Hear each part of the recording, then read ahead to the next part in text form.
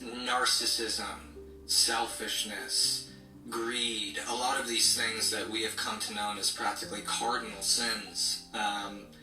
It's one of those things that encouraged a kind of selfishness that was directly opposed to the very fundamental idea of motherhood.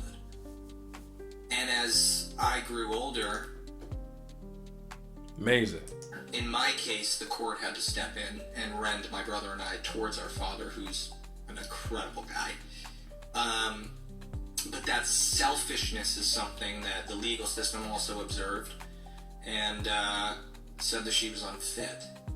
And I think as I've aged and I've looked back on a lot of the circumstances of that entire environment, I see a person that grapples with mental illness, drug abuse.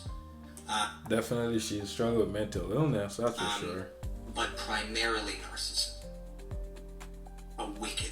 When you say narcissism, do you mean control and just want things to be done her way? That's what I'm getting from this, right? Narcissism.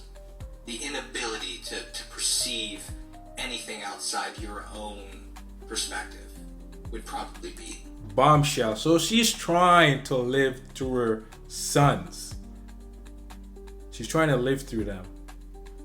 And especially using them for her own selfish reasons. And this is most mothers. This is what most mothers do to their kids. Right? The biggest sickness I see. And yet the courts give the kids mostly to the mothers. Because I do think the courts, they know and they want to drive society in a chaotic pattern. So they do it and knowing what they're doing. They're so evil. It's insane what they do. And it's all for money. It's all because they want money. It's because they just want to destroy society. That just doesn't work with being a mother. That just doesn't work with being in a family in general. You know, when it rains on everyone's roofs. That's how it goes. It takes a village, man. And selfishness that is encouraged very much, like I said, from the industry, just doesn't really work. Doesn't really work for being a mother.